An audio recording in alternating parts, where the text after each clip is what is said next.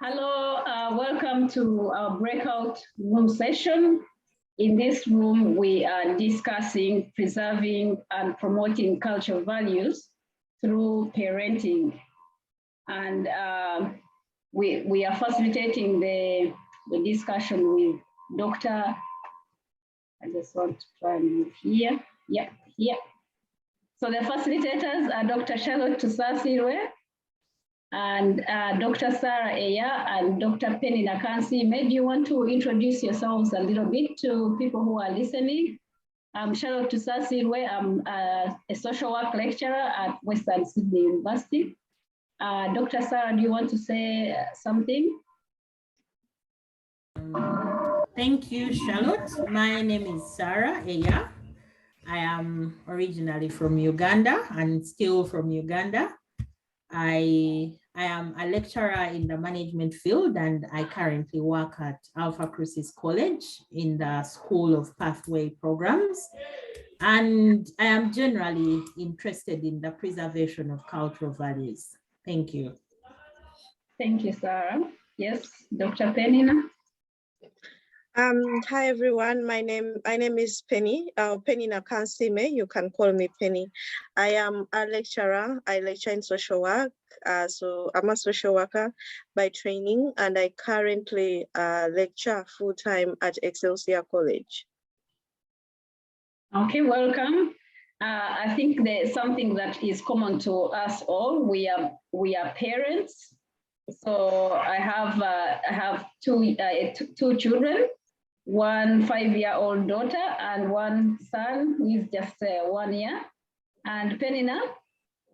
I have one son, 10. Oh, Sarah, you're muted. Oh, I have two, boy is 12 and girl is 8. Yes, so we've been having these group discussions about parenting, and we've talked about the cultural values that we feel would be relevant for our children to have here in diaspora. And then we've also talked about the challenges that we are experiencing. We have sort of tried to help ourselves with, come up with strategies on how to ensure that we still pass on, our cultural values and our local language to, to our children. But we would love to hear from, from you, what kind of cultural values, what kind of challenges you're experiencing, what kind of strategies that you're also using, and if you're passionate about, passing on your cultural values, to your children and to the future generation, and what those cultural values are. So as a way of welcome, we say Twabachira in Runyankore, Michigan, that is in Uganda, Western Uganda, where I come from. And in Uganda, we also say Tubasanyukide. Uganda has over 56 local languages, and we have different ways of welcoming guests, of welcoming people. And this is just the two of the languages. So as a way of outline, we want to unpack culture a little bit and briefly, and also talk about some of the cultural values and philosophies. And that will be facilitated by me. And then we'll talk about the challenges of passing on cultural values in diaspora and the strategies that we are using, to pass on these cultural values, and that will be facilitated by Sarah. And we also have a last discussion will be focused on how do we intentionally and as a collective preserve and promote cultural values and philosophies in diaspora. I think diaspora really presents us with a challenging environment, that we find ourselves in. When you're in the, when you're in our own country, when we are in our own countries where, people speak same language, you share the same, cultural beliefs and assumptions and, philosophies, it doesn't really become hard for your children to be able to pick on some of these cultural values. But being in diaspora where we are multicultural and where we have systems that don't really value or preserve our cultural values as a minority group or as migrants, I think that we have to be intentional and we have to support each other so that we can preserve what we value in our cultures and in our philosophies. So I want to start by trying to unpack or help us understand what culture is and what our cultural values are. And in linkage to this, the theme for this event, our only abundance, we look at culture, we look at our values, we look at the beliefs that we have, we look at the language, the stories, the proverbs, and all that as our only abundance. And this, the culture and our values have really supported us in different ways. And that's why we are interested in finding strategies. We don't want to lose our culture, because when you read research about migration, we know very well that there are some people, when they migrate to a different country, they don't want anything to do with their culture. You know, and even when they have children, they want them to learn the culture of that country that they have, they've migrated to. And we also know there are others who try to borrow ideas from the culture that of the country they've migrated to, and then also, borrow ideas from from their own culture, and then they help their kids to learn, learn and respect cultural values from the two cultures. But we know there are also those who completely immerse themselves in the migrant, the culture of the country they have migrated to, and there is research which shows that there is a lot of struggle, especially for the children, when they are trying to learn or be part of a culture that their parents are also trying to learn. Is research that really backs up how challenging that is. And I think for us, we adopt learning, and helping our children adopt cultures here, so parts of culture here where we've migrated, but then also we want them to immerse and embrace the cultural values from where we come from. So what is culture? Just something basic. And I have just got this graph, this figure to help you think about or unpack culture and what it really means. So definitely culture is it's our way of life. And when we talk about culture, when we use this metaphor or use this analogy of the iceberg, there are parts of culture that we see, but then there is also aspects or parts of culture that we don't see. And when we are talking about passing on and preserving our cultural values, we are talking about what we can see and what we can't see. So, for example, language, you can hear me speak, and I'm from this area or cultural background, given the language I'm using, the way I dress, the food that we eat, the holidays or the festivals or the ceremonies that we celebrate.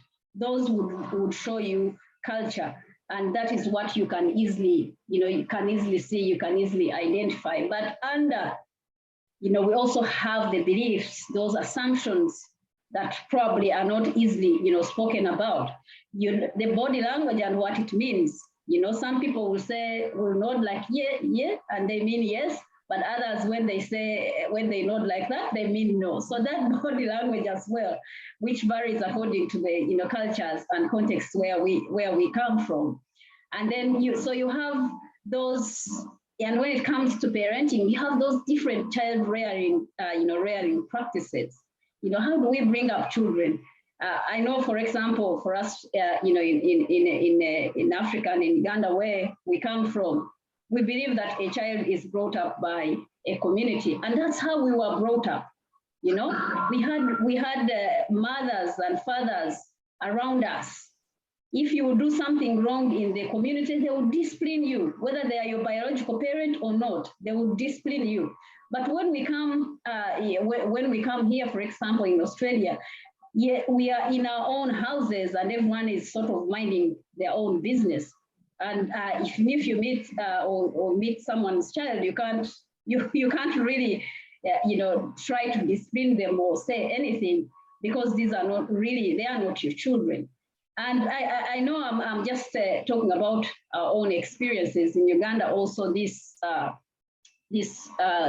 practice of rearing children, which is communal, is also being challenged by modernization and by the sort of growth in individualistic thinking and individualistic ways of bringing up children.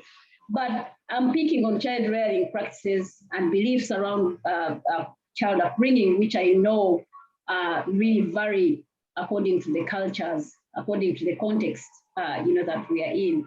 So let's think about culture in that way. The things that we can see, but also the things, ways of life that we can't see, the expectations, the gestures, the way we think, the roles, the gender roles or family roles or who does what, all that would be included, in our understanding of culture. So we are talking about culture as the shared beliefs, the shared values, the shared assumptions, language, the proverbs, the child rearing practices, the philosophies or the metaphors that you bring given your cultural, your cultural background or where you're coming from.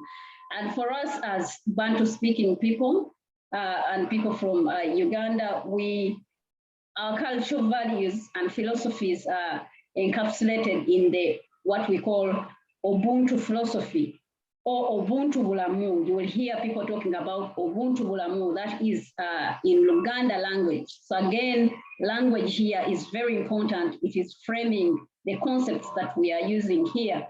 So in people from Southern Africa, they will talk about Ubuntu. There's been, this year, the social workers have been helping in popularizing Ubuntu as a philosophy that can help us, inform the way we do social work and the way we interact with people.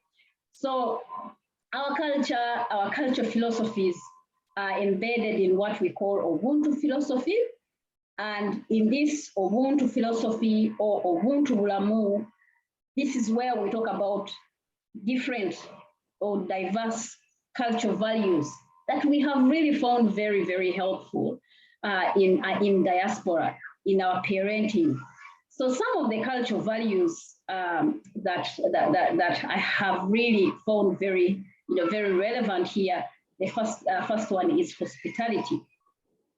And hospitality is interlinked with generosity, it's interlinked with fellowship or being with other people, caring about other people, helping other people, sharing, welcoming. When you're welcoming, you look out for others, you look out for those who are in need, and you're generous with information, generous with ideas.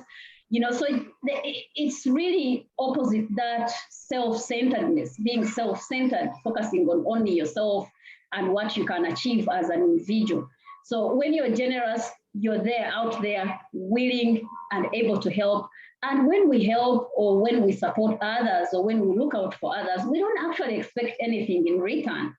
So this is where it actually becomes culture. It's not, there is no exchange.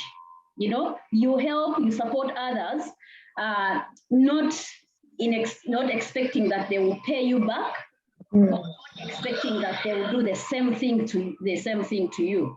So how do we actually show hospitality? For example, we help take care of the children, our children. We actually call them our children.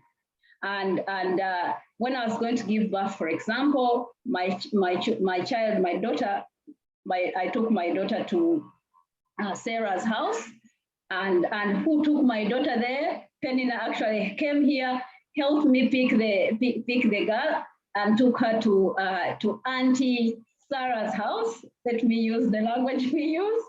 Took her to Aunt Sarah's house, and I gave birth in the hospital. Penny kept on coming to check on me and Sarah, and so we are helping each other. And it's not that Sarah expects that I'll do the same. No, but I feel obligated that if there is something that I can do to support Sarah, whether it is taking care of her children or something else, it is my cultural sort of responsibility to actually do it. And that's coming from that cultural value of being hospitable, being generous, looking out for others. And then we have that value of extended family.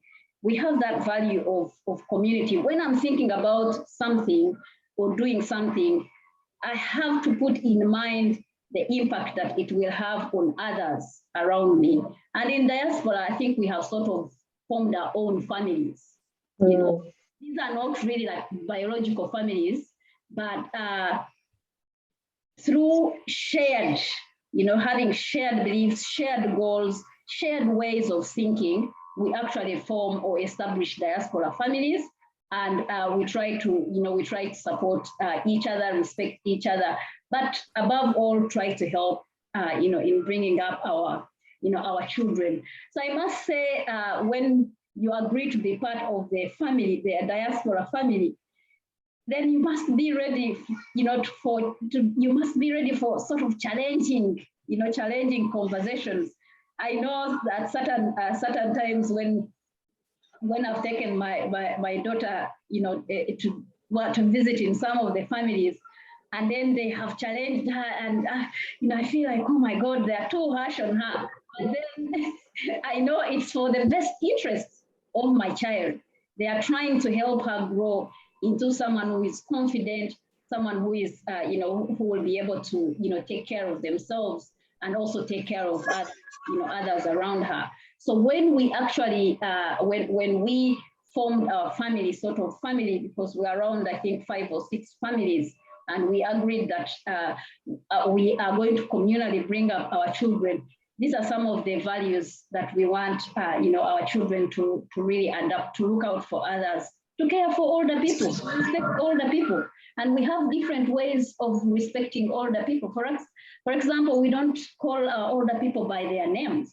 No, we call them auntie. I know I have in other families, in one of the families, when I try to call or show respect by calling people who are older, older than me, auntie or uncle, or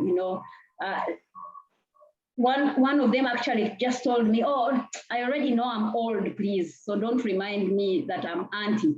So they actually took offense from being called auntie, but when in actual sense, I was trying to show respect. So again, culture here, we need to be aware of, the cultural backgrounds of the people that we are interacting with. But for us, as Africans, we want to share and show care to older people. For example, we also value older people aging in the community, aging in our families. We want to support them as much as we can. And we know this is also spiritual, When we support older people, they will do what? When we support older people, in the Bible, it says, when you respect your parents, you live longer. But then we also believe if you respect your parents, you will find peace. You will be satisfied. You'll be accountable, to your parents. And we want our children to show this kind of respect, to our older people. And then we also have our clans and totems. Clans give us belonging. It's difficult here to service the clans because, most of our clan members are back home. But the clans and the totems that each of the clans, have actually show us our connection with the environment. We are interconnected. As human beings, we are interconnected with the environment. We have to take care of each other. We take care of the environment as it takes care of us. And for us, talking about caring for nature, caring for the environment, it's our way of life. For example, in my clan, I am a single woman, and my totem is a certain type of cow which has a stripe from its head to the back. My mother is a Muchimbiri, and her totem is her symbolic animal is the crow. So when you see the symbolic animal, you feel that connection, right? You want to take care of it. The responsibility that we have, for our totems is that we don't eat them, we don't hurt them. They show us that this nature has life, which should be, which should be respected. And, we were talking, when you see the current talk on climate change and the environment, for us, we have lived like this for the rest of our lives. This is our way of life. So there is actually a lot to learn from our way of life, as Africans, especially given the clans and totems, that really help us connect and help us appreciate the interdependence that we have with the environment. And lastly, spirituality has really been, it's been one of the values and the philosophies that have really helped us live in abundance. And the way we define spirituality will be diverse, it's varied. Some go to church, others, don't go to church, others go to mosques. Others, we also have African spirituality that we believe in. And we respect that diversity. We respect that each one of us has their own ways of defining their spirituality, but the belief in a supernatural being it helps us to keep calm. And we would want our children to actually adopt this, spirituality, to sort of surrender to a higher power, to seek guidance from a higher power. And I think this would be very, very important, especially for their mental health. This will boost their identity, their confidence, their worth. And these are some of the values I can, just talk about. So I'll just, I'll just leave this open to Penina and Sarah, if you want to say something. What is your cultural background? What are some of the cultural beliefs and values that you really think are very important? And how have those cultural beliefs and values helped you survive and thrive in diaspora? Okay, I'll go first. Thank you, Charlotte. It was quite interesting seeing that slide where you shared the part of culture that we see and the part of culture that we do not see. So for instance, how we relate to authority, how we engage in social interactions, those are parts that we don't see. I will give an example. I'll give an example, and I think for me, this one is something that I still find very hard to do, but it's because of where I'm coming from. So for instance, when we're having a conversation as Ugandans or Africans, it is such a free space that everyone feels the freedom to talk. And the assumption is that if you're not talking, then you don't have anything to say and you're just going on with the conversation. That is why when we are talking, the ones who are not saying anything will just be like,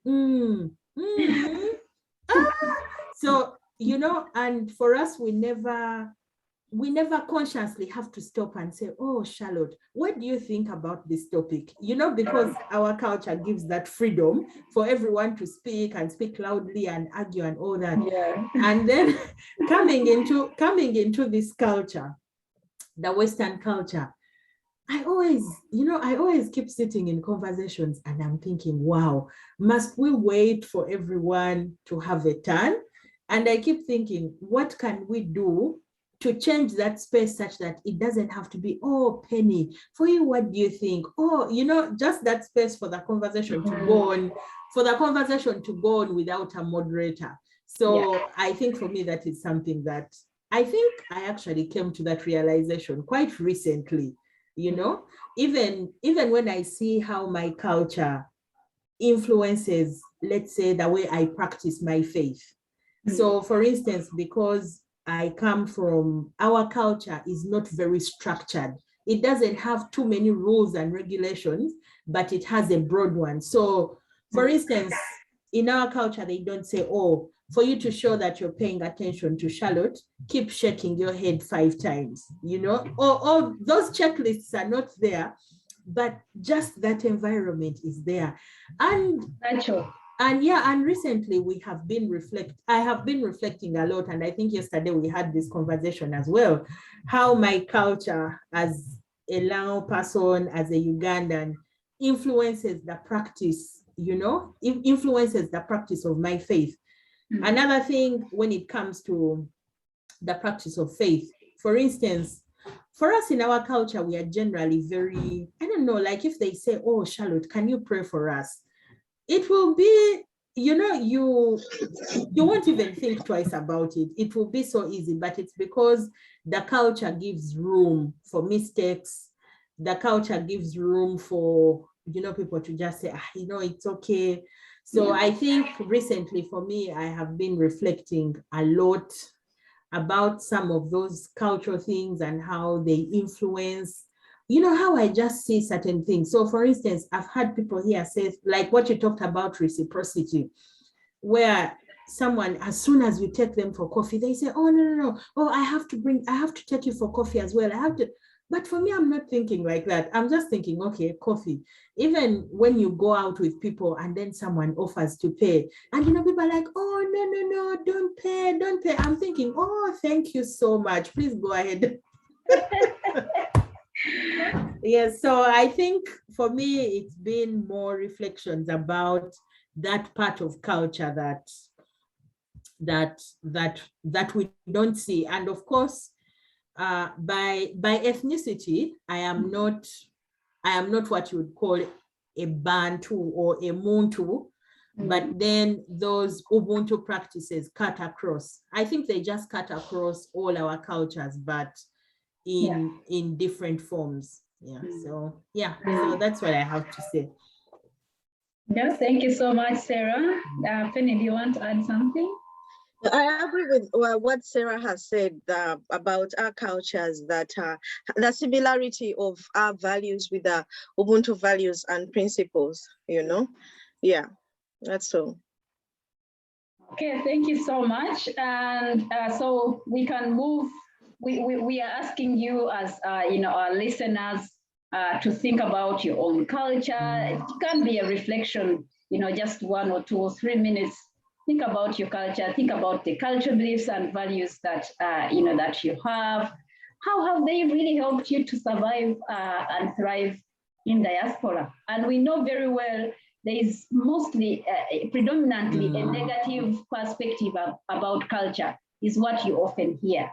But we are asking you to bracket that and think about, you know, the positive aspects, the positive beliefs and values, and how they are really helping, you know, helping us survive. I know, like in my country and also here, victims and survivors of domestic and family violence, the first people they contact is either their family or their friends, or usually the informal support network.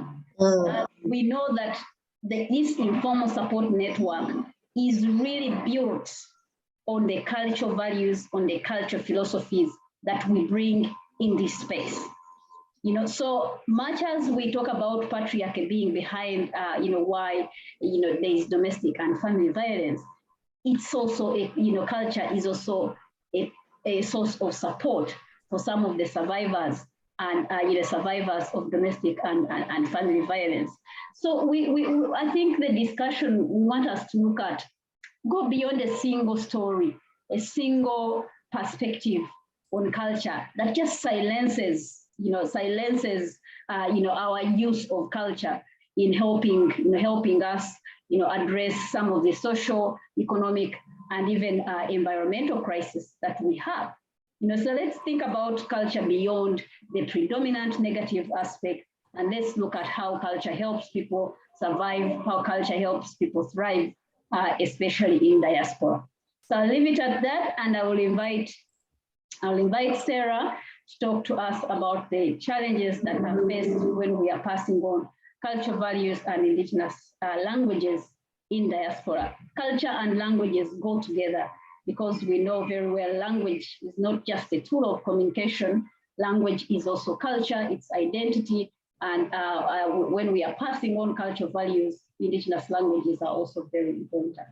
So Sarah, over to you. Okay, thank you, Charlotte. So I will go on to discuss the challenges, and I think it's interesting to discuss these challenges because I am right in the middle of these challenges. So I have, like I said, I have 2 children. One is born here, one came here when he was 3 years old. So they've been brought up in this culture. Then there is Penina's son, Isaiah, who also came here quite young. He's also part of our brood. And then there is little Amy, Charlotte's daughter, and then of course Ariho, the baby, and then all the other kids in our bigger group, you know, who we interact with often. And I can't believe how different they are.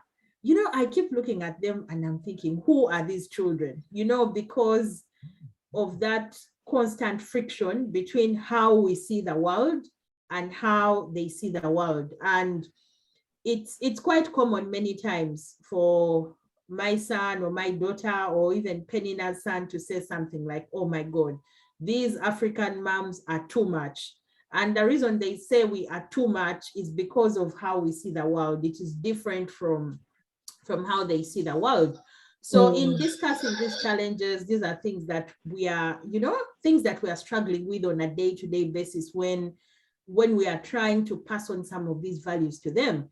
So the Eurocentric education system is one of the challenges that we face. So generally, most of the education systems all over the world are very, you know, very Eurocentric, very European-based. Even the Ugandan education system is very heavily Eurocentric. And we do acknowledge that they've made some efforts to try and make it more customized to the local Ugandan setting, but it is still very Eurocentric. So when the children are in an education system that is very Eurocentric, heavily Eurocentric, everything that is being taught is being passed on in a very Eurocentric way, then when they come home, they don't understand. So for instance, what Charlotte, you know, said at the start in one of the first sessions about slave trade. So when they hear this other version of slave trade from that different perspective, and then when they come home and you're telling them that true or the actual version of the slave trade, and they're thinking, are you telling me the truth? Are you saying that at school what they taught us is not true? So, you know, the Eurocentricity in the education system makes it really difficult because you have to unteach, then you have to reteach, and then reteach. Then by the time they go back to school tomorrow and then come back again, you know, it's a very constant process. Of course, Eurocentricity as well, the way the books are written, the books that they're reading at preschool, in kindergarten, in school, even in the local libraries, most of the books, our children don't see themselves in the books. So then they're thinking, if I'm not seeing myself in the books, then what's the point? So that's the Eurocentricity in the education system. Of course, also the Eurocentricity ties in with the second point, which is the exclusion of indigenous languages and orature. So for instance, in Australia, you know, we have the First Nations people, but even those languages are not in the schools. If at least these languages were in the schools, then the other children who are migrants can easily come to that point of understanding and accepting the importance of, you know, of learning these languages. So the exclusion and erasure of indigenous languages and orature is one of the other challenges. And for instance, when we were growing up in Uganda, in high school or in primary school, you know, we would get punished for speaking the local languages because they wanted us to always speak, you know, English. If during the day you spoke a local language, they would make you wear something like a sack that would make you stand out, or a very unique necklace made from a bone, you know, to make you stand out, and everyone would laugh at you the whole day. So that really made people or students or children develop a very poor attitude towards their own languages. And even these days, when, you know, people are speaking English and then they make a mistake, people laugh at them so much, and it's like English has become a measure of intelligence, which is not necessarily right. But because that is the way it's been pushed onto people, people now think, oh, if I speak my local language, I won't be seen as modern enough, or if I don't speak a lot of English, I won't be seen as modern enough. So that exclusion of indigenous languages and orature has actually made it more challenging to pass on the cultural values. Then the other challenge is the individualistic community structures. And my children are always laughing at me. When they come home and tell me there's a new child in our class, my first question is, what is his name? Or what is her name? What is their former school? And where do they live? And then they're always like, oh, but mommy, that is too much. It's really none of my business. Why do I have to know? And then I say, because it is important. Then they say, oh, but mommy, so you mean the very first time I see them, I have to say, what is your name? Which school are you? Where do you stay? And I said, no, you don't have to ask it that way. It just has to come through a conversation.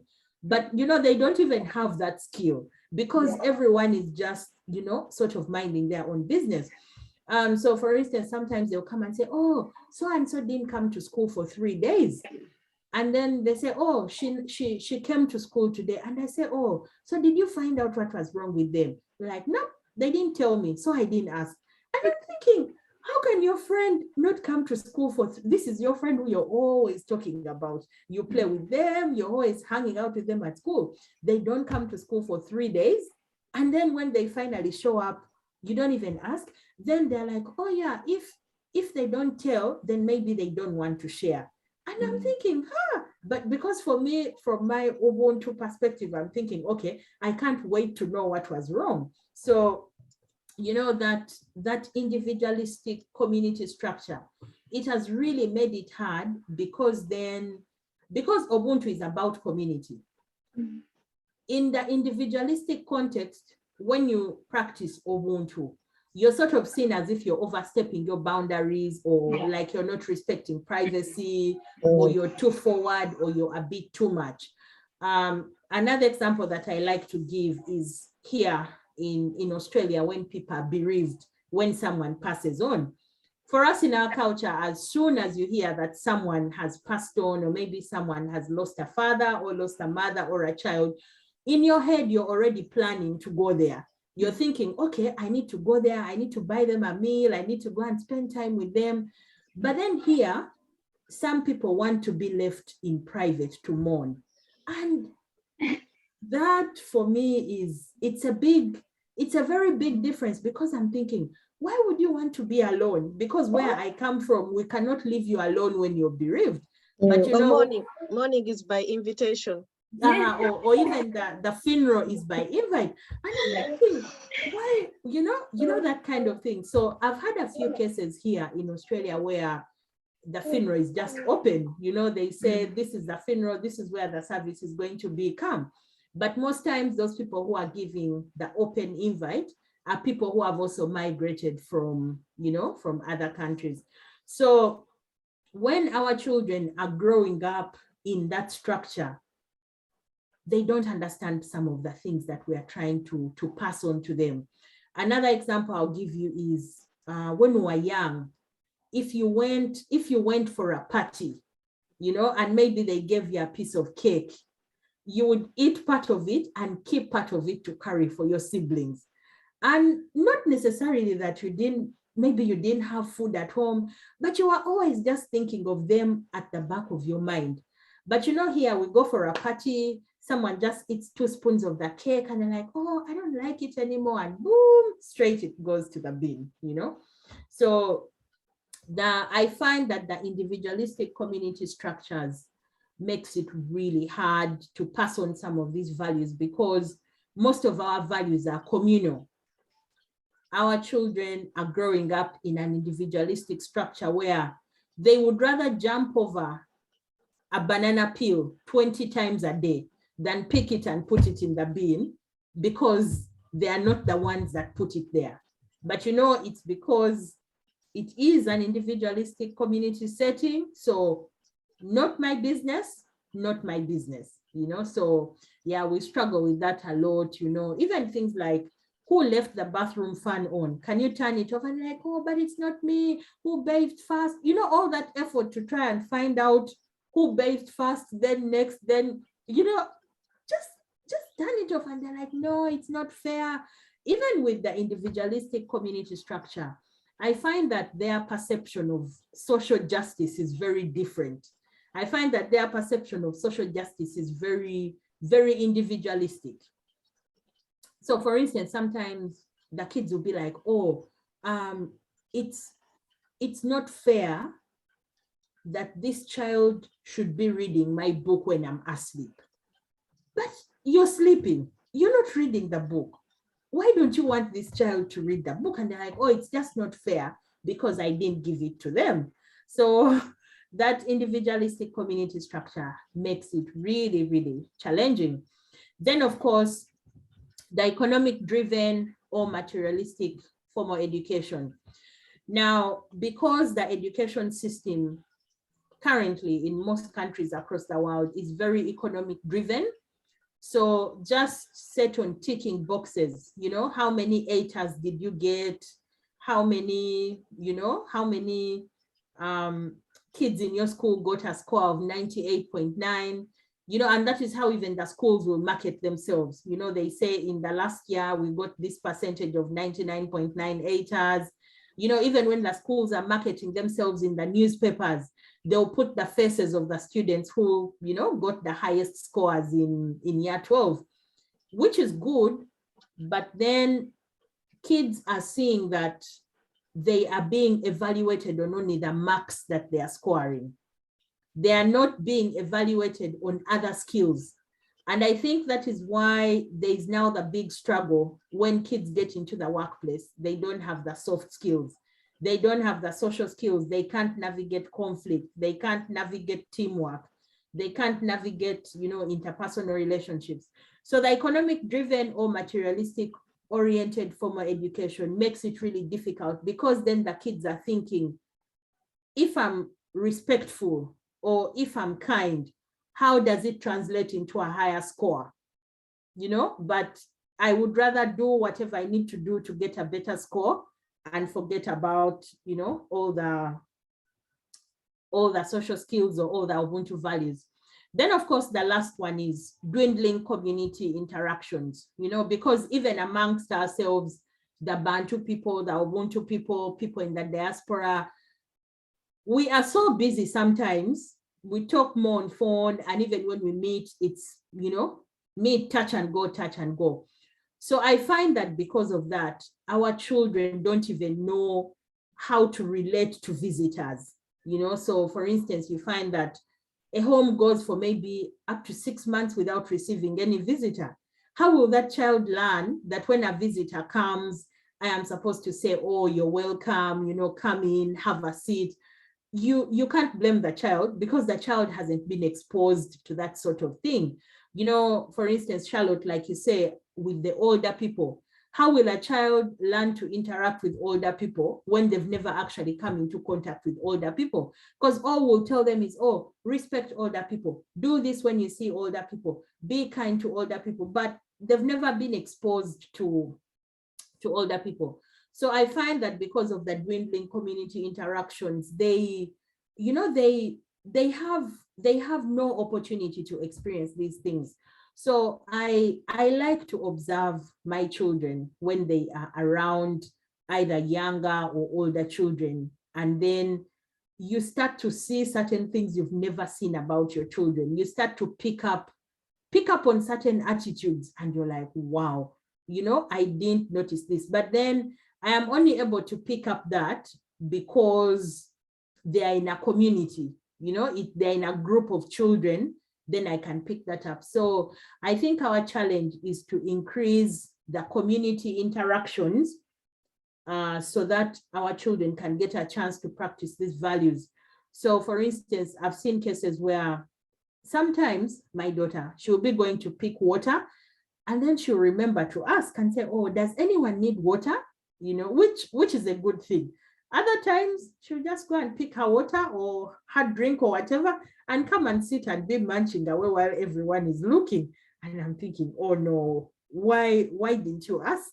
So I think we need to create more of those community interactions so that, you know, they can know. So for instance, even just being able to acknowledge someone when they walk into the house, you know. So for instance, if Penny or Charlotte, you come into my house and you find my children are playing a computer game, none of them even looks at you to say hello, and you know, they just continue, you know, punching away.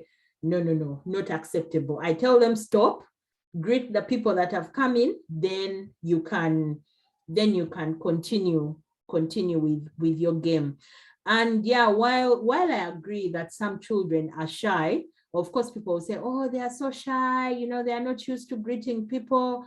But I still think as parents, you know, we should make effort, because when we go into the workplace, no one is going to say, oh, Charlotte is so shy, she cannot answer her boss back to say hello. You know, in the workplace, if your boss says hello, you say hello back, you know, because no one is going to come and say, oh, Charlotte is so shy, or Penny is so shy. So yeah, that dwindling community interactions have, you know, played a part. And it also takes us back to that saying that, you know, a child is raised by the village. When we were growing up, everyone knew everyone. So even when you were walking on the suburb, you knew that maybe if you stole a fruit from someone's compound, they would see you and you would be sure they would come and tell your mom or your dad. So you would never even bother, because you knew you'd get into trouble. But you know, now, even in Uganda, with everyone behind a gated house and a fenced house, those community interactions are dwindling, and it's become more and more challenging.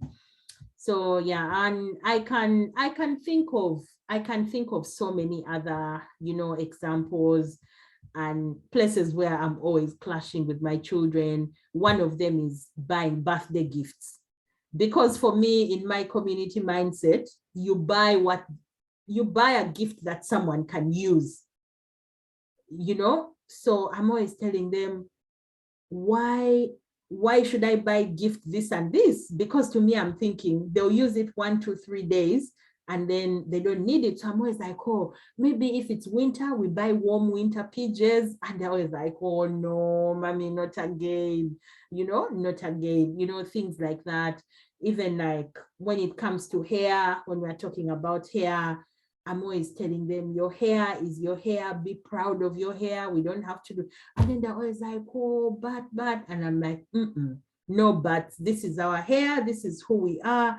But of course and I think since we've come to Australia, it's a little bit better now. They can sort of see themselves in different places. So they say, oh, okay, I saw a billboard and then I saw an African girl who had an afro. And then she's like, oh, okay, that's okay after all. So I think exposure to those different community interactions is good.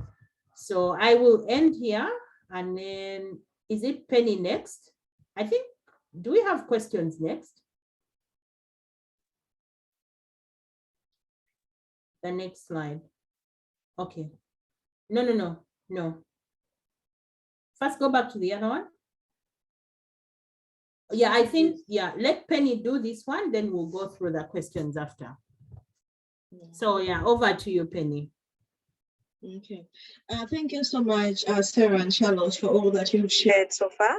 I'm just building what we are already discussing. And now that we have identified the challenges that we have in passing on our Ubuntu values to the younger generation, we could also, or we brainstormed about the strategies that are used by people of color like us to pass on those cultural values. And Ubuntu is basically an oral kind of is passed on through oral means, you know, through the telling of stories, the songs, through various expressions such as her art and things like that. So telling stories is one strategy that we are using as a group or as individuals and as a community. And the kind of stories we tell are not stories that will usher children into some kind of fantasy land, but they are stories that are actually communicating the values, you know, that we have as Bantu people, yes. Or the values that were passed on to us when we are young. For example, if we want to teach children a value, or you know, the value of honesty, we shall tell them a story that tells them about honesty. When we want to teach them about being being intelligent, being smart. We shall draw onto stories that talk about the hare, Mr. Hare as a very smart, smart animal, So we'll narrate to them stories about the animal kingdom with the very powerful king of the jungle, such as the lion and other beasts such as the buffalo and elephants, failing, to see through the intelligence of a very small creature like the hare, and the hare being able to outsmart all of them. For example, in terms of famine, making them to kill their own parents or siblings, and they eat them in order to survive. And then finally the hare, will outwit them and eat them,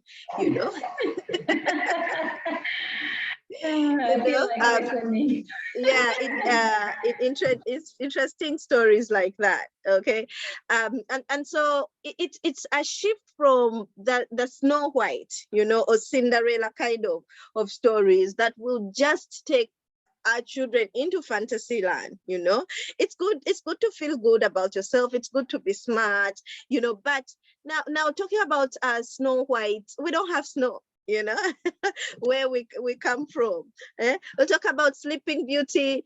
There's some things that we can't relate to, our children can't relate to. And apart from entertaining, children and making them aspire to be what they will never be, they can never be Rapunzel.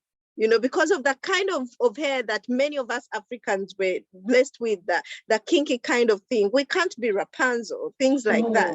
Yeah, and yet we have a wealth of stories that actually teach children real life values and lessons, stories that are riddled with proverbs and sayings full of wisdom.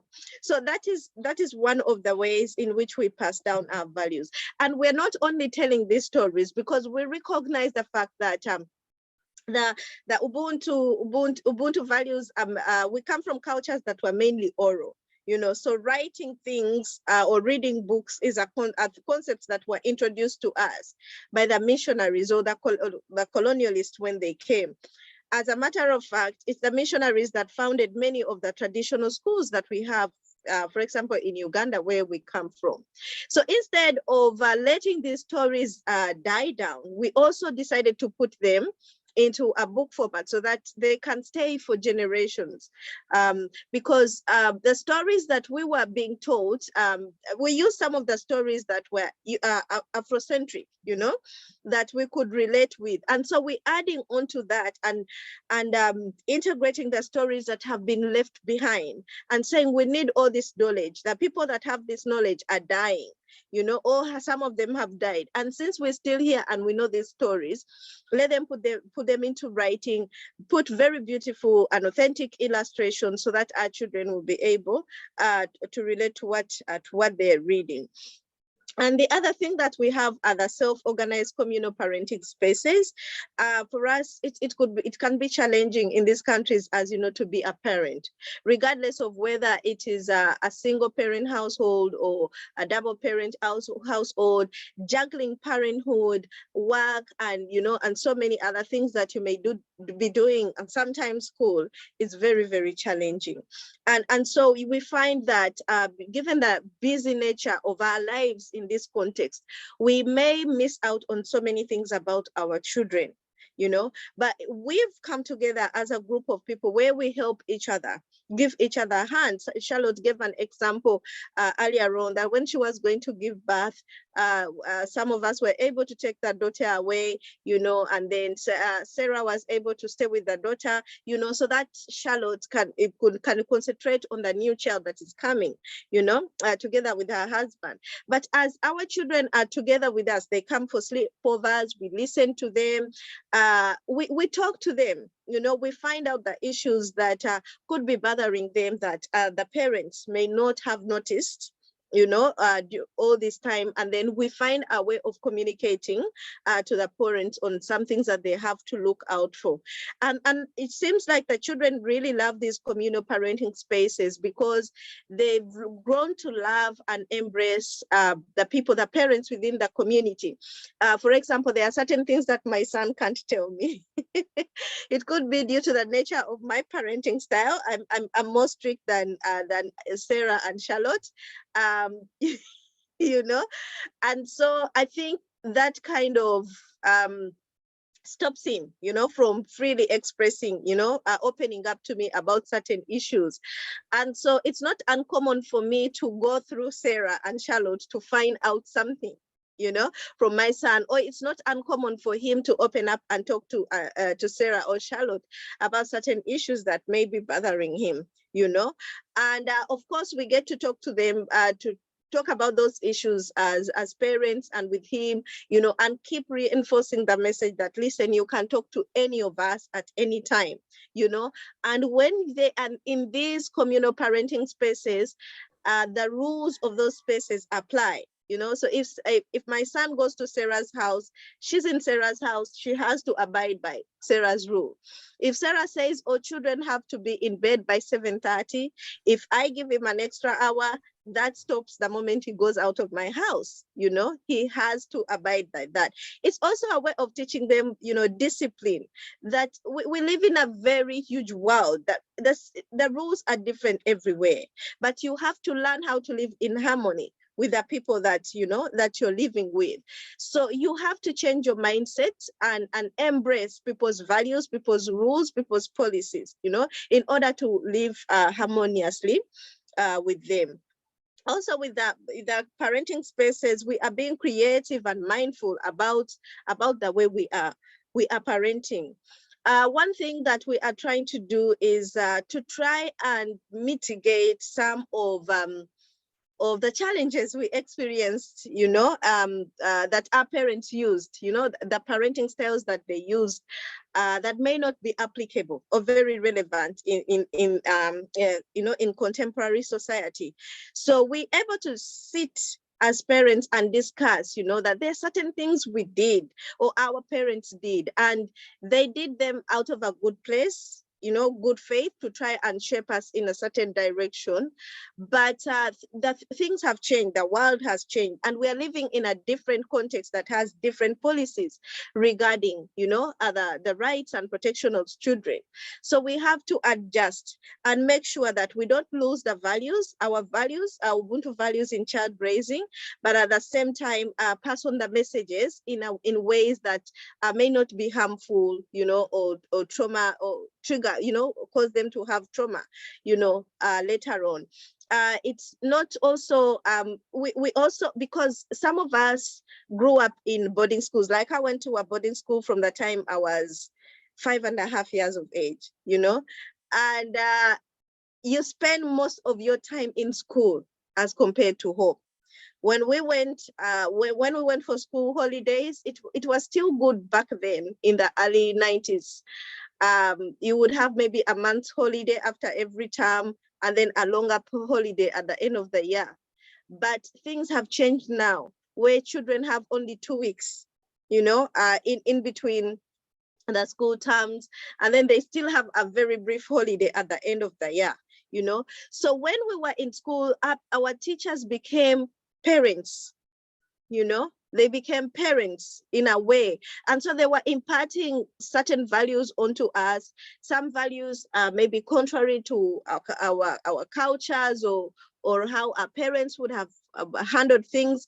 And so we had to find a way of trying to merge the different, you know, the different wisdom, the different advice that was given to us, or the different styles.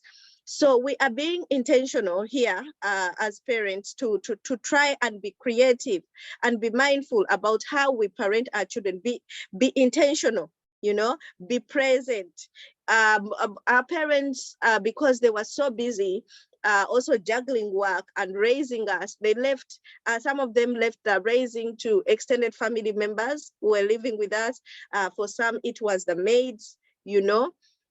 Others, it was the teachers, like in the boarding school context that I was talking about. And I could say that some of us, our parents got to know us after we had finished high school and were at the university, or we're becoming bigger, you know. And also for us as children, that's the time we got to know our parents, understand our parents, who our parents are, you know. There's some people, I remember Sarah sharing that at times she grew up thinking that her real mom was not her biological mom, because of the way, because her mother was very strict, you know, compared to the mothers that she would see, you know, next door. And I guess, Sarah, you can correct me if I'm wrong. You got to have a relationship with your mother when you were way older to understand her, you know, for you to be able, okay, to believe that, yeah, this is my mother and, you know, this is her. And it's quite sad because then a lot of time has passed. You've lost so many years of getting to know each other, you know. And so waiting for a child to turn 18 or something and then start teaching them as an independent individual that needs to be understood, that has the right to understand you as a parent, you know, and be able to be on the same page is, you know, is quite disheartening. So we are creative and mindful in the way we parent, creative in terms of also the kind of activities and games that the children engage in. We are living in a digital era. I do not know of a child that does not like the iPad, you know, or gaming or anything. That is something that we struggle with. So it's upon us as parents, you know. When we think about our good old days where we had one national television and it would start at 4 p.m., you know, 4 p.m. and by maybe 5 o'clock, all the children's programs are done, the cartoons and everything, and then they have talk shows. You had to find ways of engaging, you know. And so these are the things we're telling our children, that when my son comes to me and says, Mommy, I'm bored, I'm like, be creative. I'm not your entertainment. I'm not here to entertain you.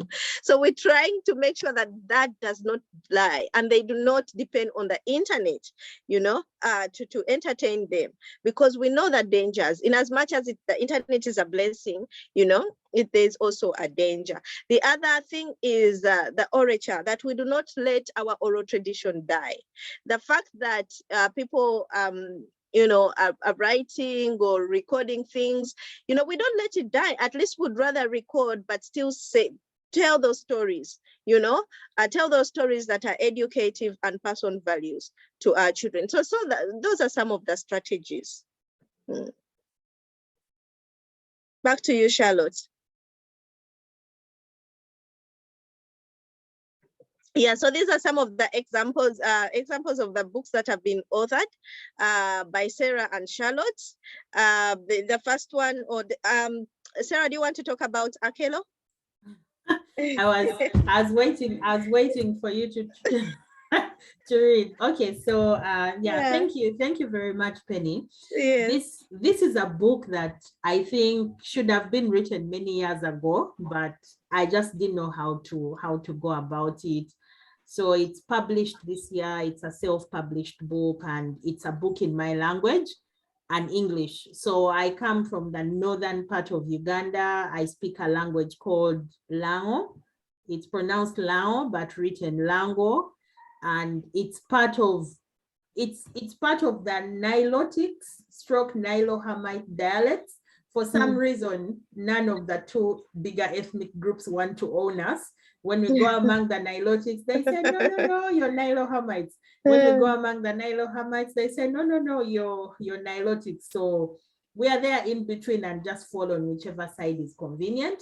So this is a picture book to just introduce children to, you know, basic activities that a young girl called Akelo likes to do.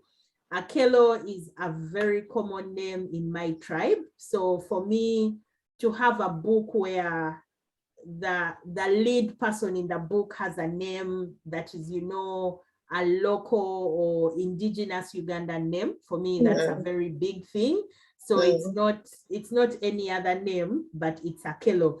And the reason I chose Akelo, okay, partly my mom's maiden name was / is Akelo, but because in many of the Luo-based tribes in Uganda, plus among the Ateso and the Kumams, in every family, there will be 2 Akelos minimum. So it's a name that many children from those tribes can identify with. So that's why I chose Akelo. And I chose 20 different activities that Akelo loves to do. So for instance, Akelo loves to ride a bicycle. and it is written in both my language and English, and the pictures are quite colorful. And yeah, so that's what the book is about. Simple picture book with very colorful pictures and a statement in English to say what the girl is doing and a translation in my language. And I am working on actually getting it translated in different languages, different Ugandan languages. Yeah. So initially, when I wanted to do the translations, I thought of changing the name from Akelo to other names in the other tribes, but then I said, no, how will the kids from the other tribes be at least introduced to something small about the other tribe? Yeah. Because Uganda has over 56 tribes. And I think by nature, I am a very curious person. So I know lots of things about so many other tribes. And then when I meet people and then you find they don't even know one small thing about another tribe, I'm always thinking, how can you not, how can you not know that? So I remember once telling someone that there is a tribe in Uganda called Labor, and they come from a district called Abim. And someone is like, no, that can't be in Uganda. And I'm thinking, how can you not know that, there is Labor? So that's why I decided to leave Akelo, so that at least the kids from the other tribes can at least know that one name from another tribe and know where that tribe is from. Yeah, so that's it about my book. Yeah. Okay, thank you. Charlotte, do you want to talk about your books? Oh, wow. My books is still work in progress. And the inspiration to write these children's books is to, first of all, preserve the language and also, help. So I'm being inspired by my daughter. She really loves reading books. And when I tried to, talk with her in my local language, she could, she would, well, try to learn it. She's very interested.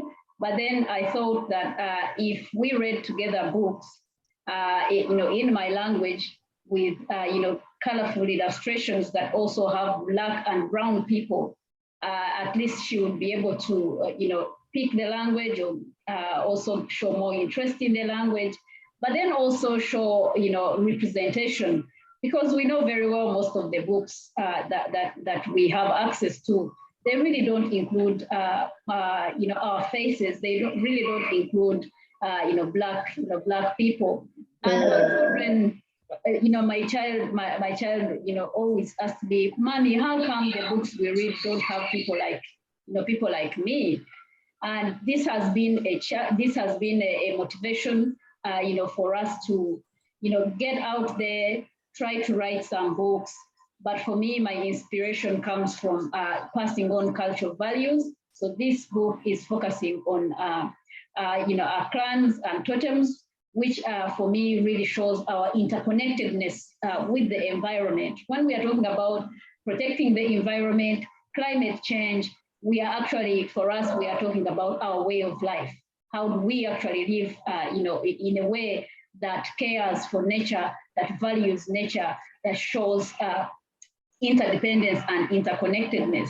But in a way, this book is also, challenging each one of us to explore who we are and where we come from, our roots, and we don't judge people, because we know very well some of us do not actually know our clans, we don't know our totems, we don't know the tribes, we don't know, we don't know that line, the lineage, and reading this book is really to challenge you, to go back to explore what your roots are, what's your clan, what is your totem.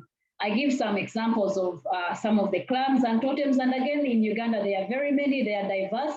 I am aware there are also clans and totems in other, in other areas, in other contexts. So the book is just to, start a conversation, is to really challenge people to, start to explore where they come from and, what their clans are, what their totems are, and how they can respect those clans, to, and also protect the environment.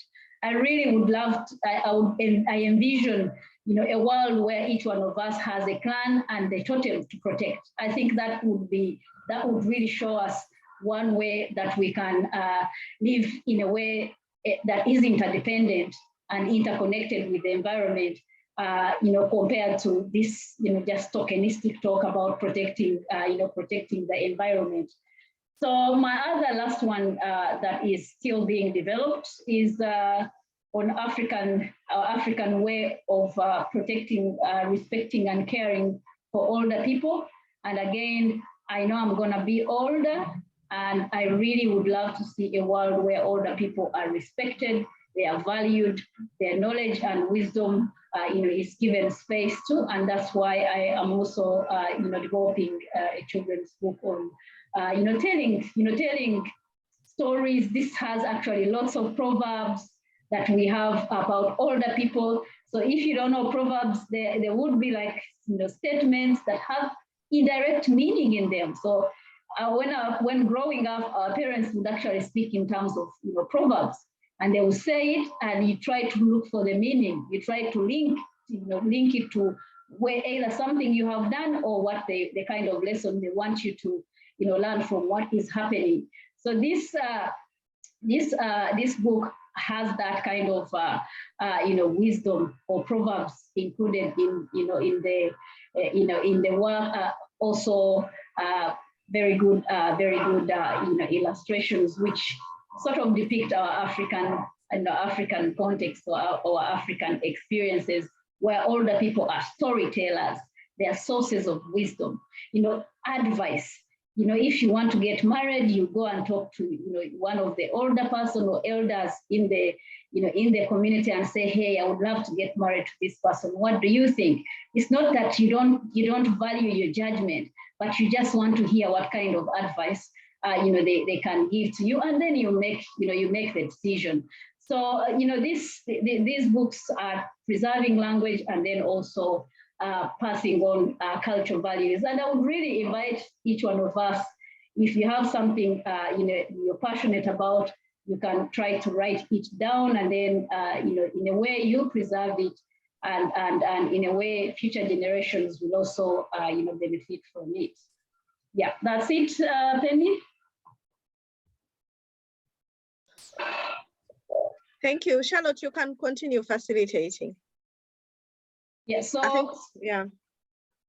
So we are almost coming to an end, and we are asking you to think about what kind of challenges you have faced in passing on your cultural values to the younger generation, especially for those of us who are in diaspora, and also share with us what kind of strategies you as an individual has adopted to be able to pass on your cultural values and also indigenous language, but also strategies that you have adopted as a community, or it could be a self-organized community or self-organized families or groups of people, but would love to hear what kind of strategies you have adopted to be able to pass on your cultural values and ways of life.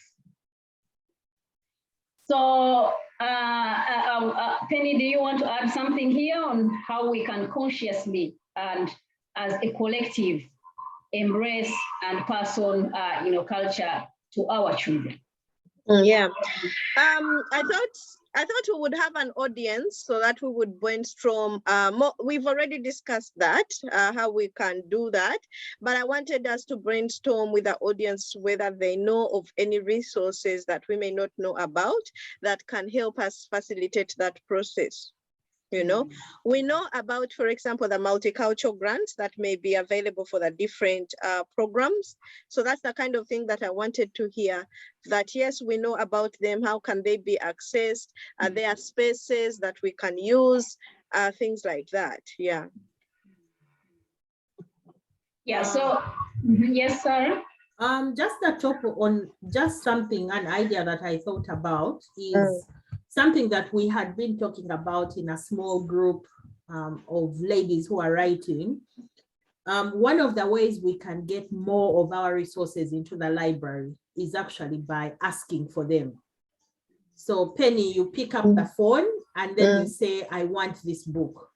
and Okay. then they'll get it into the library. So I think that is one of the things that probably we haven't known. So all we do is we sit and say, oh, there are no African books in the libraries, you know, our children are not in the libraries, but it's because we are not asking. Yeah, if we want, then we should be asking. Yeah. Okay. I think also another thing that we have to, I think, consciously do is to consciously challenge our children. So when I pick my children from school or when they come back from school, I ask them, how are you? How was your day? Then I tell them any juicy stories from school. And then I was like, oh, but there's nothing. And then I kept telling them, how boring are your lives? Nothing happened. Like no one said their dog maybe stole a piece of meat. And then I say, oh, your lives are so boring, you know? Then they start saying, oh, but why are you saying that? You're picking on us, you're rude. But I think it helps them to think beyond just themselves, you know? And it's a daily question. So sometimes they even start to tell me before I ask, oh, this happened today, this one did this. Like the other day, my daughter told me, oh yeah, so-and-so didn't come to school. I found out that they had COVID. So I think she said, let me go this extra step. I'm tired of this woman asking me all the time. So it's a bit tiring, but I think constantly challenging our children. And sometimes you just want to do it yourself. Like I was telling Penny yesterday, and even this morning we were laughing about it with Penny's son. So we were at church and, you know, an older guy was putting away rubbish. So the kids come and they're like, oh, excuse me, could you please open for us? So we put in the rubbish, an older guy. And I'm watching them and I'm thinking, this is not right. Yeah. Because for me, I would not make an older guy open to put my rubbish in, then the older guy carries it to the bin. So I told them, that is not right. Then I actually told Isaiah, I said, it should be you carrying that rubbish to the bin and not him. Then he's like, oh, you know, usual excuses. And I told him no. So I think, so then he was later telling Sean and my son and daughter, oh, do you know what Auntie Sarah made me do? She made me carry rubbish, you know? And then one of them was agreeing with him and one was like, yeah, it's good you carried it. So, you know, I think that constantly challenging them. For instance, if we go somewhere and maybe someone says hello to them and they ignore, you know, for me, I don't make excuses for them. There is nothing like, you just answer the person. Someone has greeted you, answer them. So I think that constantly challenging. And then also the other thing is just teaching them how to be with each other. So for instance, my son has lots of books, but sometimes he doesn't even want to give the sister or Isaiah to read. And I'm thinking, you're not reading them. Then he's like, oh, but they're mine. And I'm like, no, give them and let them read, because that is how they learn. You know, that is how they learn to coexist. So for instance, sometimes they'll tell you things like, oh, when I've gone to school, please don't use my charger. So you are at school, the charger is at home. Why shouldn't I use the charger? You know, small things like that. So I always tell them, always think, make room for other people, because we also make room for you, you know? Things like sometimes they'll say, oh, don't come into my, like they tell each other, don't come into my room. And then when the other one after some days, the other one says, oh, don't come to my room, they're like, oh, that's so unfair. But you just did the same thing. So I think just constantly challenging them.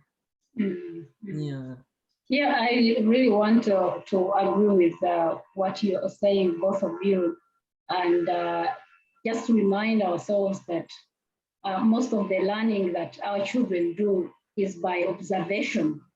So they see what we do, and they emulate, they copy, they imitate, and there are some things that, like my mom never talked about.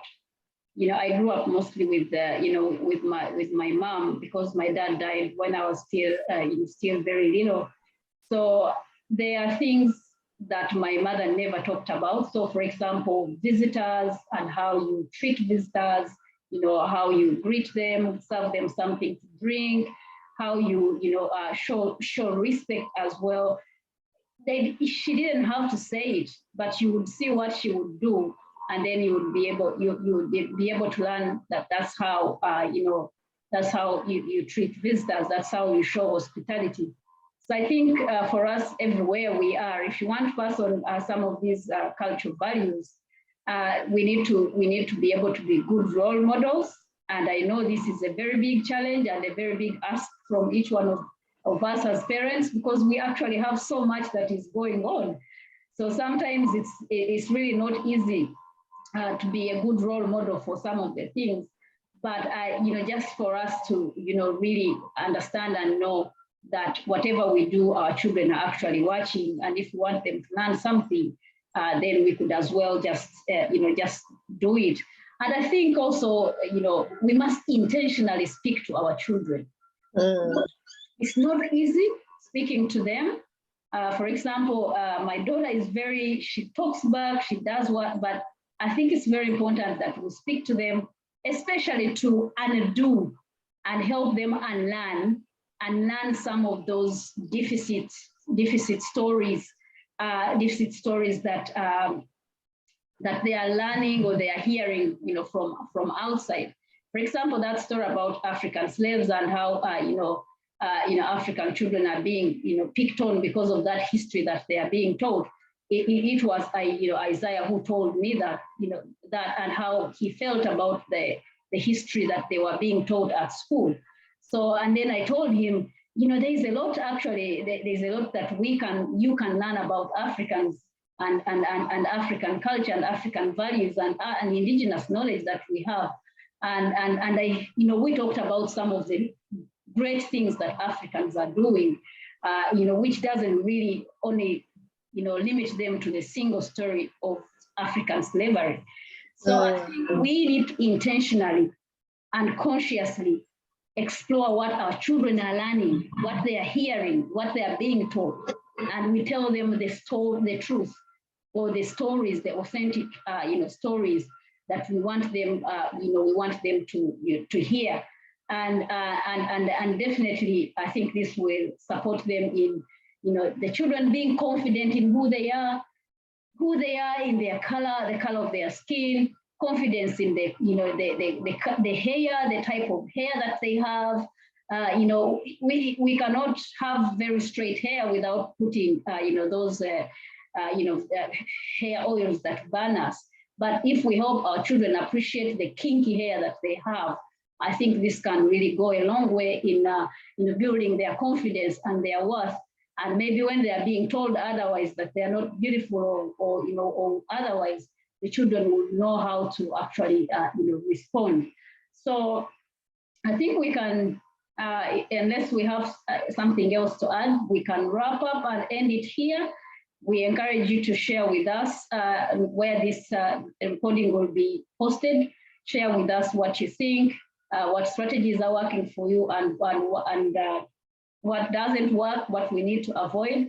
But the importance of this discussion has been for us as parents in diaspora to share our lived experiences, share the challenges we are experiencing. We've been very vulnerable, but we hope that you have benefited from the knowledge that we have shared through our experiences, and also the strategies that we have shared, and you're able to help others and work together with the other maybe community members or group members that you feel you can work with, to preserve and pass on culture.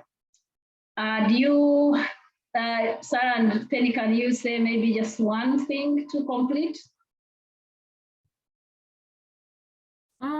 Yeah, thank you very much for watching our presentation, and we hope that you will find ways of intentionally passing on the cultural values that you hold dear to you to the younger generation, because if we don't make conscious efforts, then some of those good values, are going to be lost. And looking back and reflecting over my work life in Australia, I find that the cultural values have helped me maneuver some very sticky situations, and have also helped me, be a good team player and, good person with good interpersonal skills.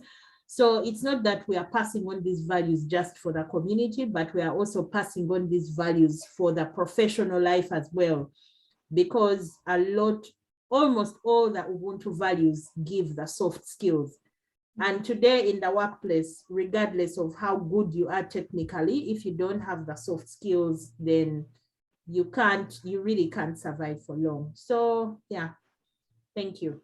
Yeah, I think, Sarah, you took it right out of our mouth that we have to play an active role in passing down these values. No one is going to do it for us. So we have the choice to sit and whine about the unfairness of being left out and being swallowed up by, the mainstream, or choosing to deliberately ensure that our values are passed on, and appreciated, and even introducing them to those that may not understand them. Yeah, and they could adopt some of them, like we see the world now embracing Ubuntu. Yeah, that's it. Thank you so much for watching this presentation. Yes, big thank you to Dr. Sarah Eya and Dr. Penny Nakansime. We are very privileged as we are mainstream to have you part of this event, and we are really honored for the knowledge and the experiences that you have shared with us. Bye. Okay, bye-bye.